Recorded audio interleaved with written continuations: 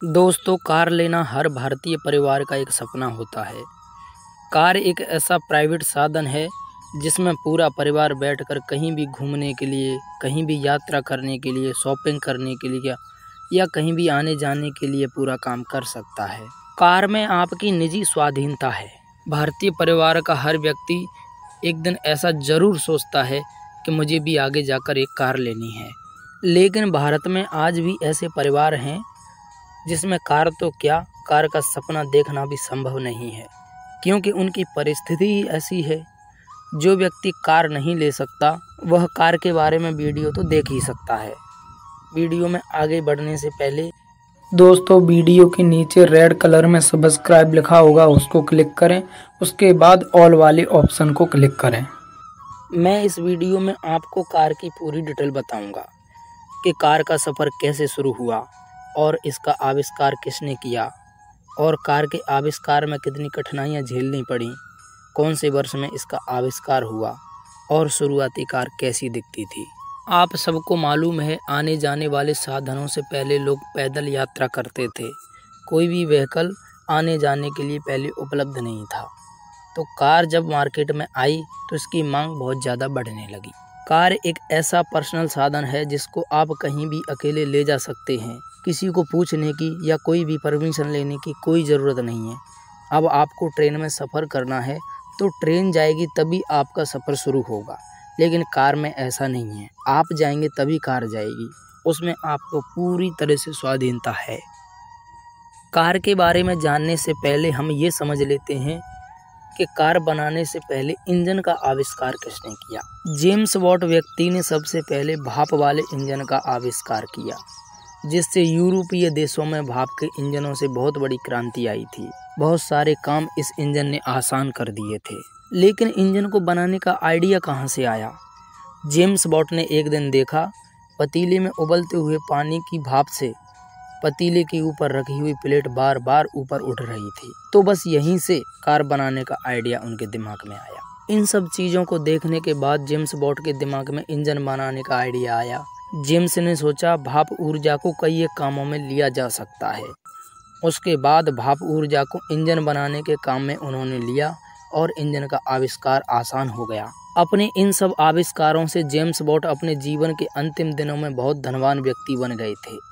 James Watt का जन्म 19 जनवरी 1736 को ग्रीनोक बंदरगाह पर हुआ था। बंदरगाह पर इसलिए जन्म हुआ था क्योंकि इनके पिता जहाज़ों में काम किया करते थे। बचपन के शुरुआत में इनका जीवन बहुत ही गरीबी में गुजरा था, परंतु उनके आविष्कारों से उन्होंने जीवन के अंतिम दिनों में बहुत सारा धन कमाया और उसके बाद 25 अगस्त 1819 को एक महान वैज्ञानिक का निधन हो गया। भाप के इंजन के बाद कई एक आविष्कारकर्ताओं ने बहुत सारे आविष्कार किए, लेकिन उनके आविष्कारों में पुराने आविष्कारों का भी सहयोग था। उस सदी के नए वैज्ञानिकों ने पुराने आविष्कारों से सीखकर अपने आविष्कारों को और बेहतर बनाया था। अब हम बात करेंगे कि कार का आविष्कार किसने किया। फ्रांस के एक नागरिक निकोलस जोसेफ कुगनोट ने 1769 में विश्व की प्रसिद्ध मोटर कार का निर्माण किया। इस कार का निर्माण फ्रांस की आर्मी के लिए किया गया था और यह कार देखने में 3 पहिया की थी। फिर समय आया 1878। इस समय कार कंपनी निर्माण की नींव रखी गई थी और इस नींव को गॉटविल डेमलर और कार्ल जेब इन 2 व्यक्तियों ने रखा था। इस कंपनी ने 7 सालों में बहुत सारी कारों का निर्माण किया और बहुत कुछ नया सीखा। उसके बाद सन 1885 में पेट्रोल से चलने वाले इंजनों का निर्माण हुआ।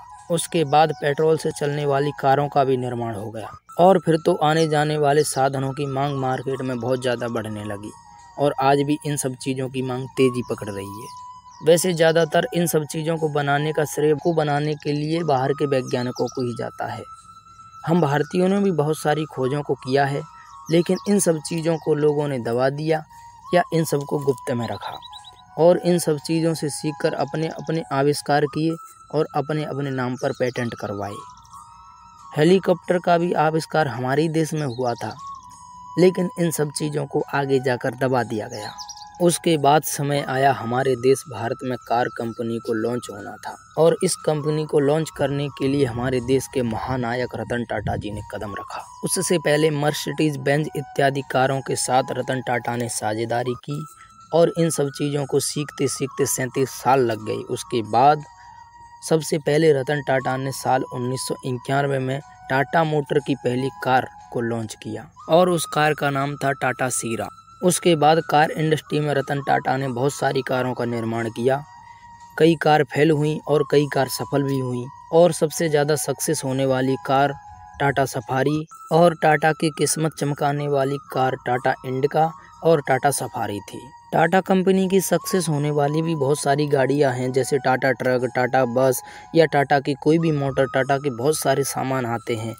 हम टाटा की बहुत सारी चीज़ों का इस्तेमाल भी अपने जीवन में करते हैं। तो टाटा की सफलता के पीछे उनके सामानों का ही हाथ है।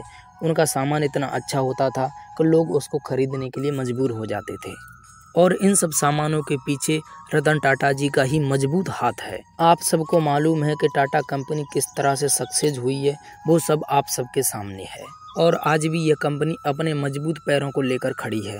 मुझे उम्मीद है इस वीडियो से आपको कुछ नया सीखने के लिए ज़रूर मिला होगा।